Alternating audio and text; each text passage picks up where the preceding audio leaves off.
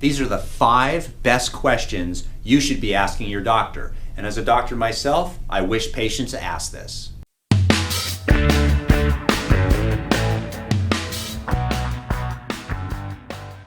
My name is Dr. Story. I've been a chiropractor for over 23 years. I'm going to give you realistic advice based on my experience.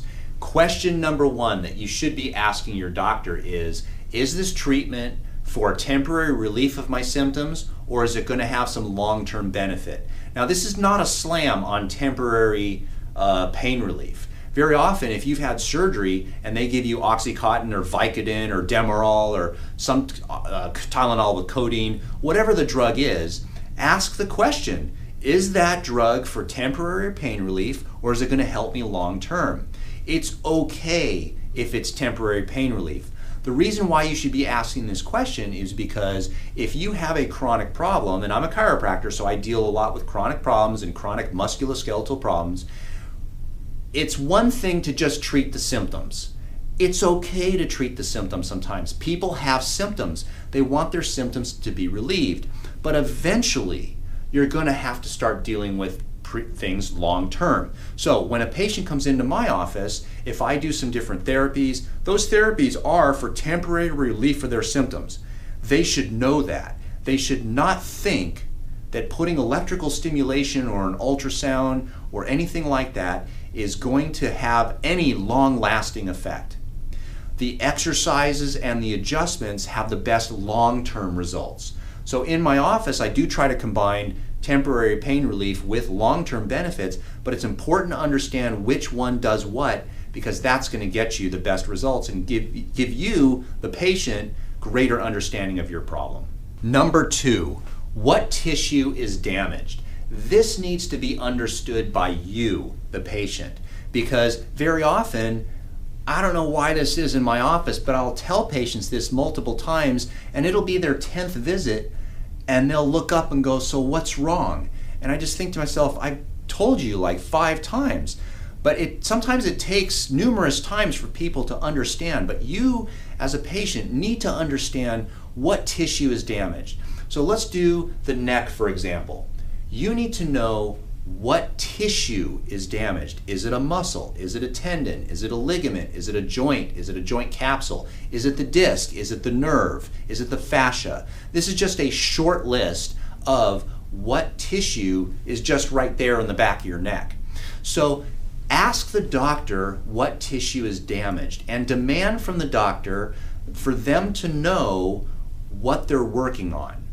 The reason this is important is because if you don't know what tissue is damaged, how on earth are you going to know what the treatment is doing for you? It's not uncommon for patients when they come into the office think that it's just a muscle. Because quite frankly, they've never heard of fascia. They've never heard of a tendon. Most people don't know what a tendon is or a ligament.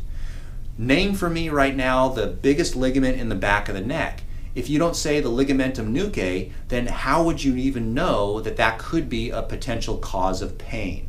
So if the doctor knows it's the ligamentum nuchae, what happens is if you don't know what that is, ask the question. But that way it'll help you understand the basis and the reason for certain treatments. Number 3, what are the movements that can cause that said tissue to become damaged?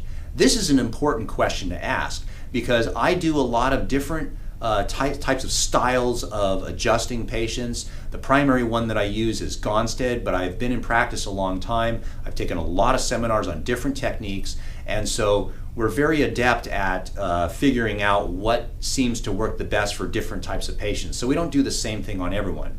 But it's not uncommon for patients to bend forward and actually injure joint capsules and ligaments. And by doing extension motions like this, they actually end up taking pressure off those tissues. So it's important to ask, if you're seeing a musculoskeletal specialist like a doctor of chiropractic, to ask them what motions will actually cause my tissues to become more damaged. If you know those answers, you're going to try to modify or change those movements and do the exact opposite. That's the best way to heal those tissues. Number 4, how long is it going to be before I start to notice a difference?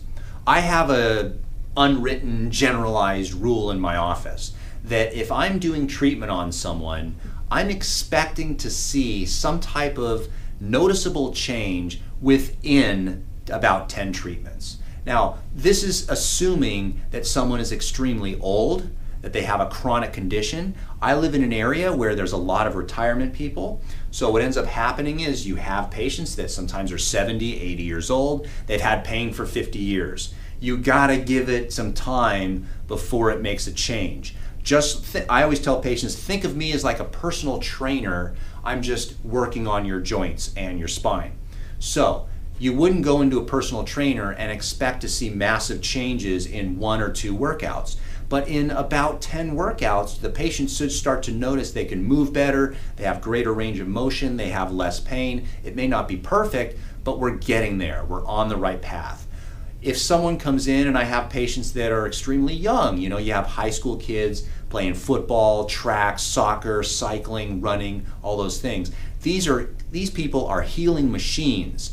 So in those particular cases, my general rule is 3 to 5 visits. So I usually tell patients in about 3 to 5 visits, you should start noticing change in your body. This is an important question for you to ask, because if you have unrealistic expectations, if you're 70 years old, you've had pain since you were 20, that's 50 years of pain, 50 years of dysfunction in your body, and you expect some type of chiropractic miracle, you're going to be very disappointed. So ask the question, how long is it going to take before I start to notice change? And the doctor of chiropractic should give you a realistic timeline. The 5th and final question you should be asking your doctor is, if your recommendation for treatments does not work, what is the next step after that? This is an important question to ask. And the reason why is because we can't help everyone 100% of the time, every single time, in every case. Now I know we're on YouTube, so there's going to be a lot of chiropractors that are going to post their successes. Who's going to post their failures, right? So what you want to ask is, if I see you and let's say the patient is too late to the party, all of a sudden we're trying to improve their movement dysfunctions, we're trying to give them core exercise, we're trying to change muscular imbalances, but it doesn't seem to work on this particular patient. Their condition may be just too far gone, and there are cases like that. What is the next step? Do I need surgery? Do I get a surgeon? Do I try some different method? What are the options? What happens if you fail as a doctor? That's a good question for a patient to ask, and I welcome that question, because in some cases there may be a time when the patient actually does need surgery. We're just trying to keep them and prevent them from having the surgery, or prolong the time that it takes to have that surgery.